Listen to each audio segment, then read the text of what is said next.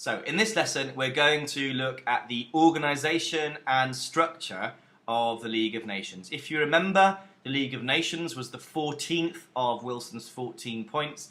Let's read at the bottom actually. This is a postcard that was produced at the time, a memorial postcard for the establishment of the League of Nations. So a general association of nations must be formed under specific covenants for the purpose of affording mutual guarantees of political independence and territorial integrity to great and small states alike. Really, the whole point of the League is that it's going to protect the interests not just of the big world powers, but of the great and small states, big and small countries. The League of Nations should look after their interests too. Something called the Secretariat was established in London in 1920. I remember the Covenant had been established in 1919. That was the rule book of the League of Nations.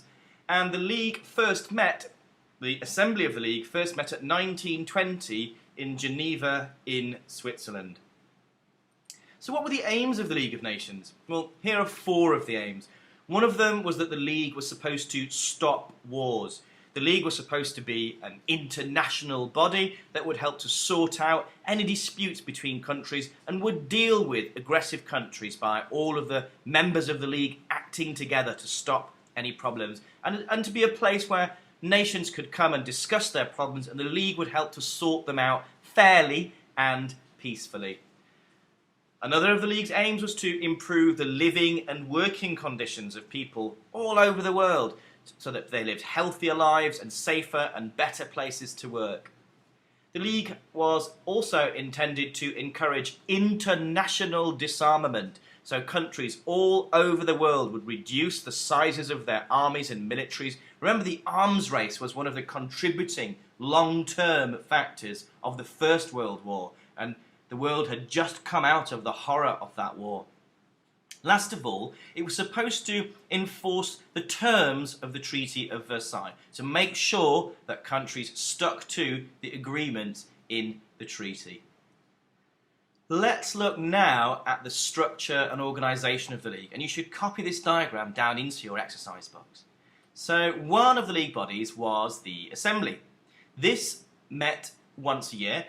All members of the League of Nations had representation in the Assembly, so it was quite democratic. 47 members, that was the 47 initial members of the League, were in the first Assembly, and every country was represented in the League Assembly. It didn't meet very often, however. It met once per year, the League Assembly, and its powers were somewhat limited. It could decide on some issues, such as membership of the League.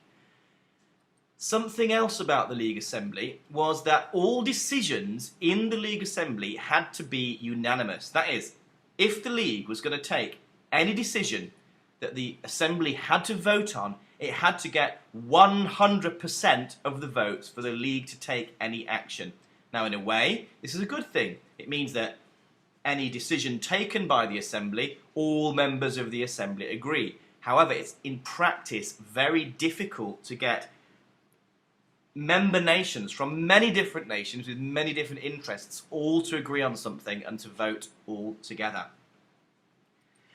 Another part of the League was the Council, and it's been placed above the Assembly for a reason. This consisted of more powerful and dominant members of the League, and obviously the USA wasn't there, hadn't joined the League, and neither had the USSR. So the League Council, when the League was born, consisted of Britain, France, Italy and Japan as permanent members. Other non-permanent members were there on a changing basis every year. Germany would later join the League Council too. Now this met when necessary, so this is going to be the thing that really responds to crises in the world, the Council, not the Assembly. This met on average about 4 or 5 times a year, and this really was where the real power of the League lay, with the Council, not with the Assembly.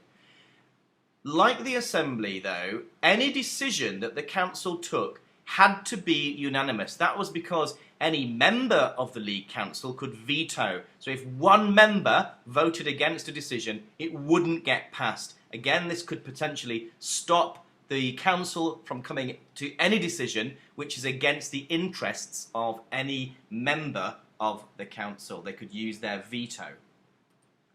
The Secretariat of the League was the civil service of the League. You've got a clue as to its functions when you look at the shape of the word Secretariat. It looks like secretary. It was the office workers, the paper workers of the League. They would do things like arrange meetings and do all of the paperwork. This did have a problem though, because it didn't really ever have enough members. So it took a long time to do anything, to process the paperwork. It was very slow. The Secretariat was rather slow. There were other things that the League of Nations was associated with. These were the commissions of the League of Nations and the committees of the League of Nations. And this is where the League did have some measure of success, as you will see. So, what commissions were there? There was the Mandates Commission. This was supposed to look over the mandates. Remember, the former colonies of Germany and Turkey were supposed to be looked after by Britain and France until they could achieve independence. So the mandates were supposed to make sure that Britain and France looked after the needs of these areas rather than the interests of just Britain and France. There was also the Disarmament Commission. The aim of that obviously was to ensure that countries around the world disarmed. And the Slavery Commission. This certainly did meet with a lot of success. And slavery was still a significant problem in the world of the early 20th century. Committees of the League. These actually survived the death of the League of Nations when the League of Nations failed, and they're now part of the modern United Nations. So the Health Organization was one of the committees of the League. Again, you'll see it had some success. Now it's called the World Health Organization. There was also the International Labour Organization. This was supposed to ensure fair working conditions around the world. And that's, again, still with us today as part of the United Nations. Criticisms of the Council. Well, if you remember, the first four permanent members of the League were Britain, France, Italy and Japan. So 3 of the 4 permanent members of the League were Western European countries. So it could be criticised as being a European club.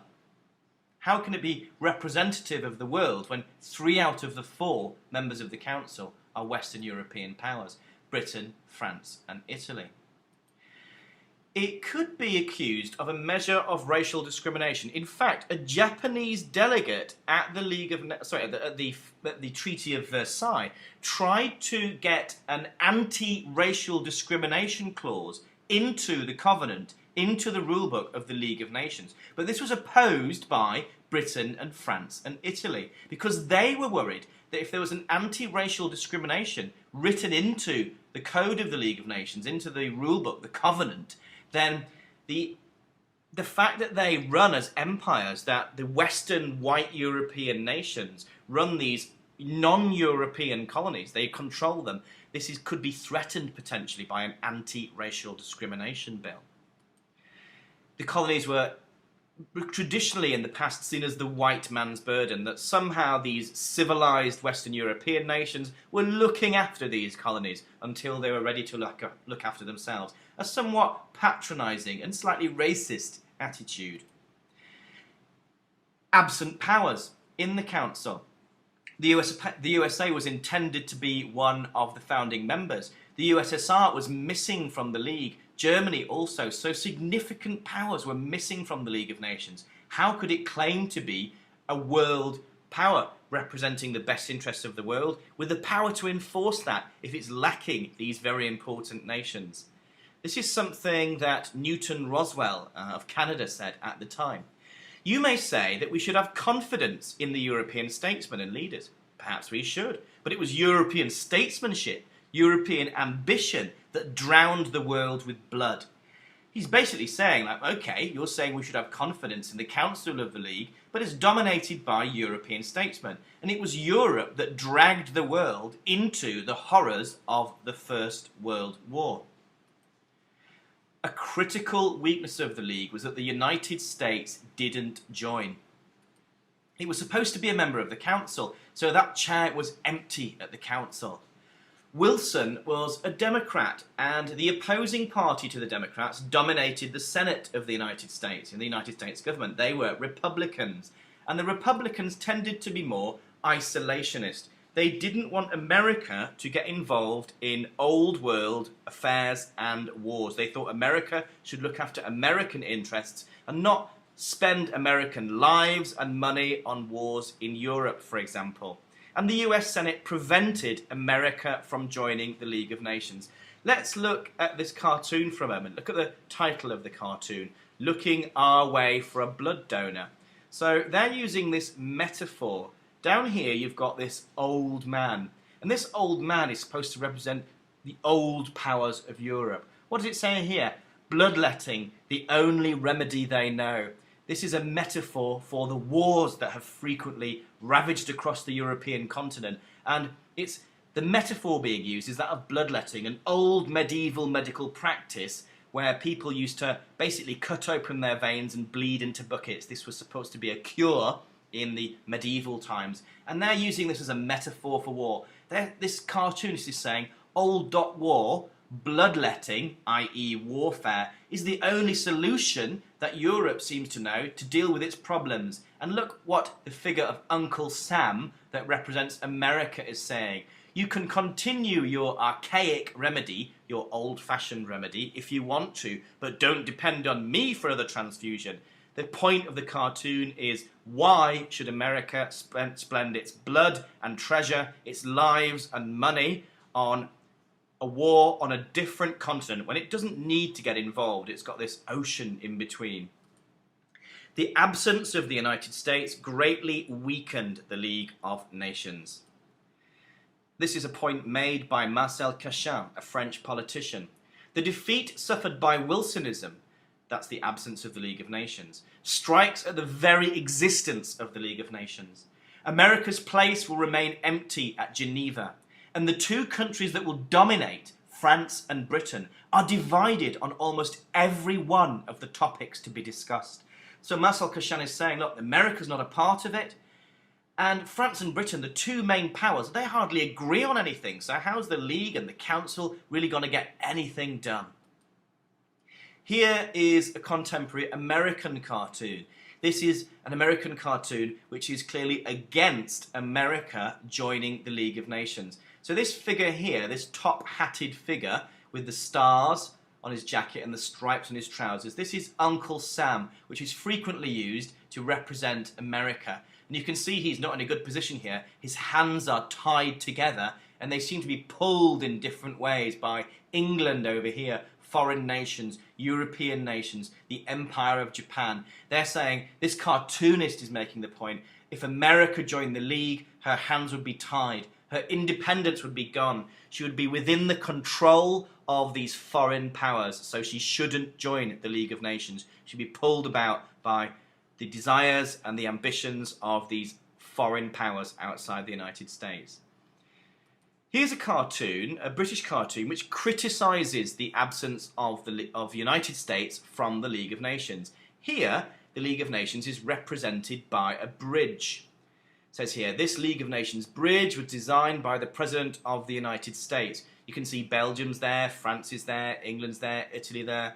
But the keystone, and that's the most important part of the bridge in the middle. Without the keystone, the bridge will collapse. It cannot work. The keystone of the United States, again, the figure of Uncle Sam is used to represent the United States. The keystone is missing. So this cartoonist is saying the League of Nations cannot possibly work without the United States. The exclusion also of the Soviet Union, another large world power. If you remember, it had been excluded because of fears of things like the Comintern, which wanted to encourage worldwide communist revolution. So some significant powers missing from the League of Nations. So I hope that you've made a note of the structure of the League of Nations and that you have made enough notes to be able to do the quiz. Good luck.